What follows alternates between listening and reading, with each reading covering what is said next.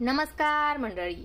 Star प्रवाहावरील लग्नानंतर होईलच प्रेम या मालिकेच्या पुढील येणाऱ्या भागामध्ये आपण बघणार आहोत की रम्या ही तिच्या आईच्या समोर गुरुजींना बोलते, गुरुजी मला असे स्वप्न पडलेले आहे, पार्थ आणि मी एकमेकांच्या जवळ आहोत आणि पार्थच्या हातामध्ये माझ्या नावाचे मंगळसूत्र आहे.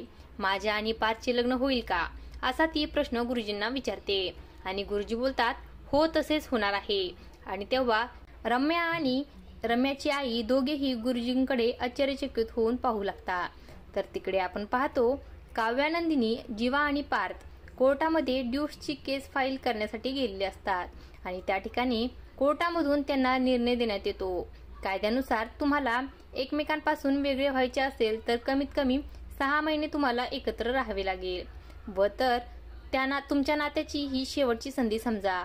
आणि त्यावेळेस काव्यानंदिनी, पार्थ, जीवा चौघेही आश्चर्यचकित होऊन एकमेकांकडे पाहू लागतात.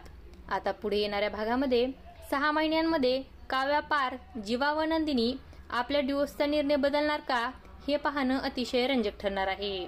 अशाच मालिकांच्या नवनवीन अपडेट्स पाहण्यासाठी आपल्या चॅनलला सबस्क्राईब करा आणि व्हिडिओ आवडला असेल तर लाईक आणि शेअर करायला विसरू नका.